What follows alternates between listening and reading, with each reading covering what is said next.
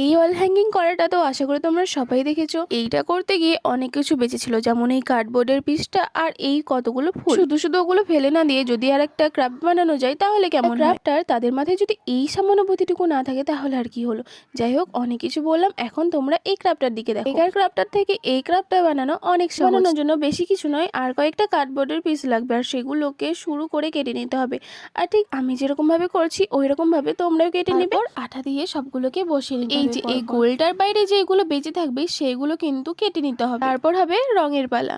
হ্যাঁ, এখানে কিন্তু তোমরা কালো করতেই পারো, তবে মনে হয় এটা করা বেশি বেটার। যে বাদামি আর ওপরে আকাশি আকাশি কালারটা করার পর ওখানে একটা গাছ করে নিয়েছি। সাদা ফুলগুলো করেছিলাম সেগুলো না একটু ফ্যাকসে ফ্যাকসে লাগছিল, তাই ভাবলাম এর মধ্যে একটু কালার অ্যাড করে দিই, তাই একটা পিঙ্ক কালার অ্যাড করে দিয়েছি। তারপর আঠা দিয়ে সব ফুলগুলো লাগিয়ে নিলাম। এটা কিন্তু আমি কোনো কিছু ভাবিনি, তবে ফুলগুলো লাগাতে গিয়ে মনে হলো একটু বেশি ফাঁকা ফাঁকা লাগছে, সেই জন্য হোম অ্যাড করে দিলাম। কি ভালো লাগছে তো? এই ক্রাফটটাকে তোমরা 10-এর মধ্যে কত দিবে কমেন্টে কিন্তু অবশ্যই জানাবে। টাটা।